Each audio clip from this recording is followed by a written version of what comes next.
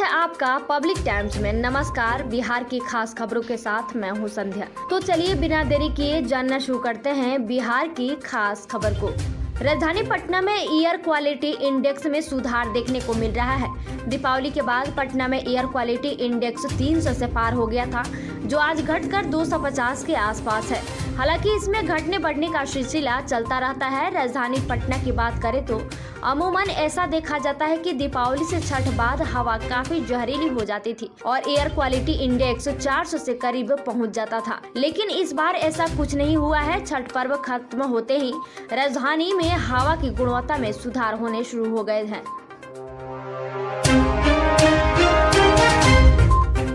पटना यात्रियों के लिए बड़ी खबर है। हावड़ा से श्रीगंगानगर जाने वाली 13,700/08 उड़ान आभा तूफान एक्सप्रेस अनिश्चितकालीन के लिए रद्द की जाती है। जी हां, वर्ष 1930 से संचालित और तेज गति से चलने के मशहूर उड़ान आभा तूफान एक्सप्रेस 13,700/08 का परिचालन अस्थायी रूप से बंद करने का निर्णय लिया गया है।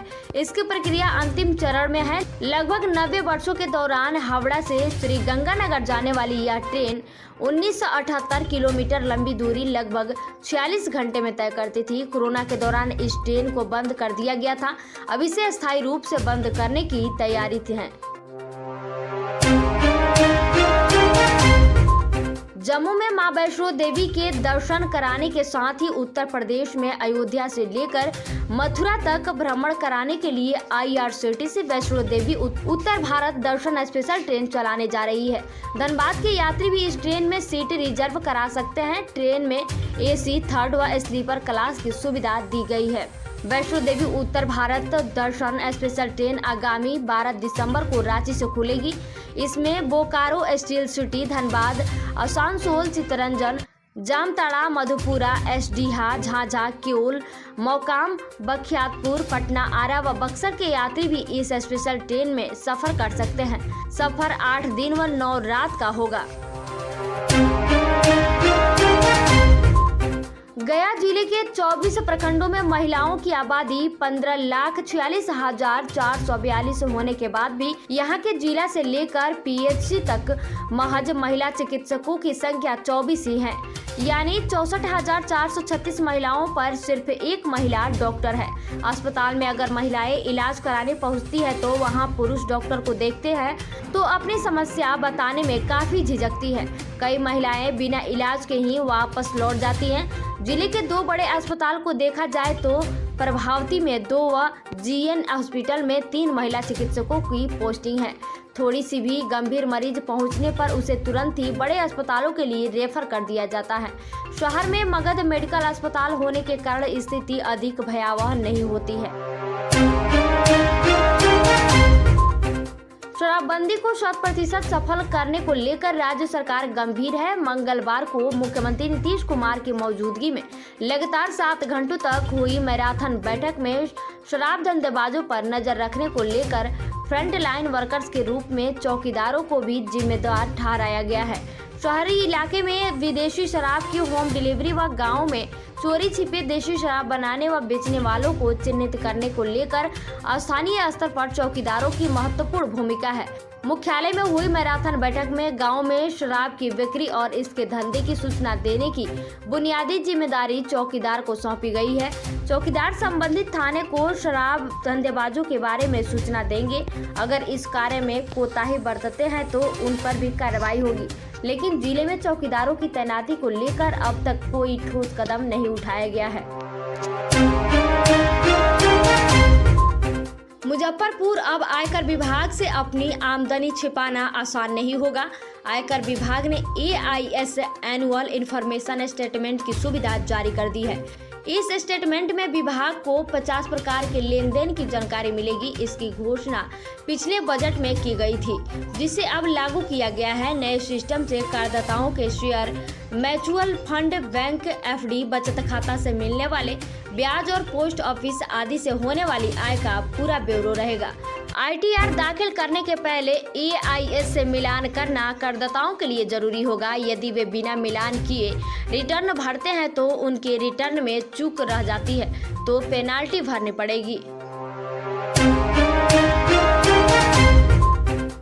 भारत सरकार के स्वास्थ्य मंत्रालय की केंद्रीय टीम 22 नवंबर को लखीसराय पहुंच रही है।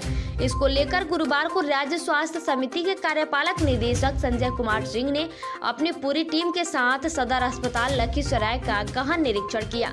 निरीक्षण के बाद कार्यपालक निदेशक संजय कुमार सिंह ने कहा कि पिछले करीब 1.5 वर्षों से पूरा राज्य कोरोना के डर में था, लेकिन अब धीरे धीरे स्थिति सामान्य हो रही है।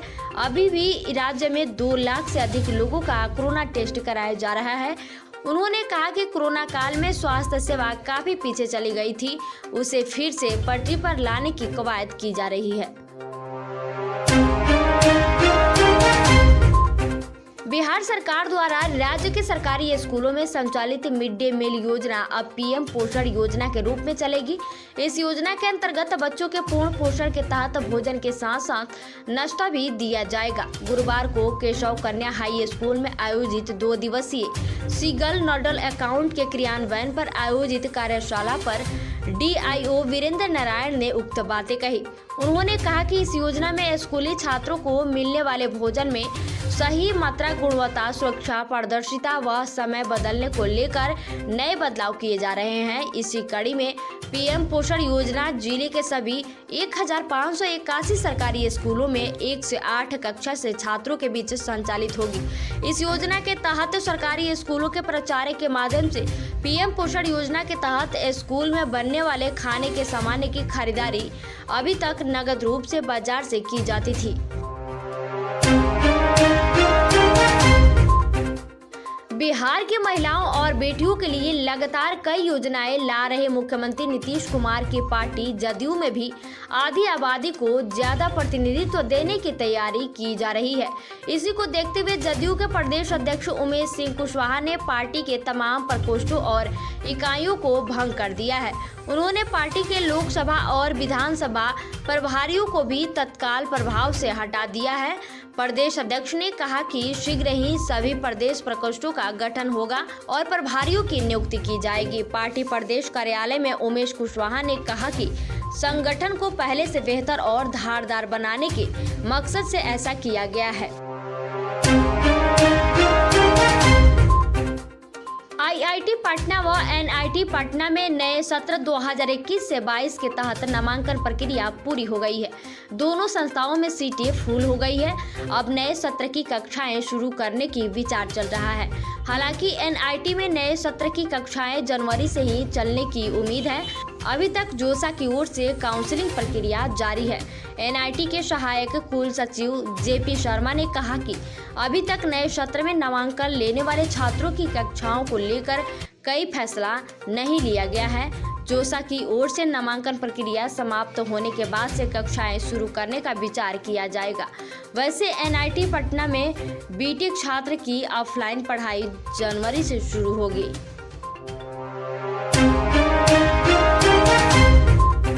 भागलपुर दुमका रेलखंड पर भी अगले कुछ दिनों में 90 किलोमीटर प्रति घंटे की रफ्तार से ट्रेन दौड़ेगी। इसके लिए प्रक्रिया शुरू कर दी गई है। मालदा रेल मंडल ने इसके लिए प्रस्ताव बनाकर मुख्यालय को भेज दिया है। पहले चरण में भागलपुर से मदारहिल स्टेशन के बीच 90 किलोमीटर प्रति घंटे की रफ्तार के लिए प्रस्ताव दिया गया है। इसके बाद मंदारहिल से दुमका तक के ट्रैक की स्पीड बढ़ाने का प्रस्ताव दिया जाएगा। भागलपुर मंदारहिल रेलखंड पर भी अभी ट्रेनें अधिकतम 50 किलोमीटर प्रति घंटे की रफ्तार से चल सकती है। इससे अधिक रफ्तार की अनुमति नहीं है। इसमें भी कुछ जगहों पर काउशन है। मदारहिल से दुमका के बीच अभी 60 किलोमीटर प्रति घंटे की रफ्तार से है। इस सेक्शन में भी रफ्तार बढ़ाकर 90 किलोमीटर प्रति घंटे कराई जाएगी। अहमदाबाद से पटना आ रहे स्पाइस जेट के विमान में बुधवार को तकनीकी समस्या आ गई। इससे ऑक्सीजन का प्रेशर घटने लगा और विमान के भीतर का तापमान बढ़ने लगा। विमान की पटना एयरपोर्ट पर तय समय से 15 मिनट पहले आपात लैंडिंग कराई गई। गनीमत यह रही कि यह घटना उस समय हुई जब विमान रनवे पर लैंड करने वाला था। विमान में क्रू सदस्यों के अतिरिक्त 138 यात्री सवार थे। विमान के रनवे पर उतरने के बाद यात्रियों ने राहत की सांस ली। यह वाकया दिन के लगभग 10:15 बजे के आसपास का है।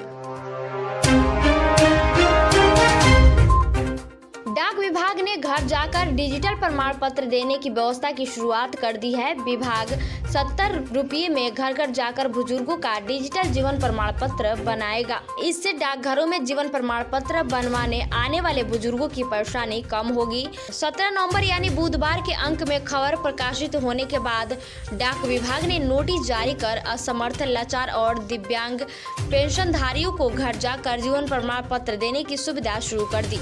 मोबाइल नंबर 93 41 50 63 21 पर कॉल करके घर बैठे डिजिटल जीवन प्रमाण पत्र बनवा सकते हैं। शुरुआत में कुछ डाकियों को यह काम दिया गया है। सफल रहने के बाद सभी जगह घर जाकर डिजिटल जीवन प्रमाण पत्र बनाने का काम होगा। इसके साथ ही जीपीयू में निःशुल्क डिजिटल जीवन प्रमाण पत्र बनवाने की व्यवस्था भी रहेगी। तो ये थी बिहार की खास खबर। धन्यवाद।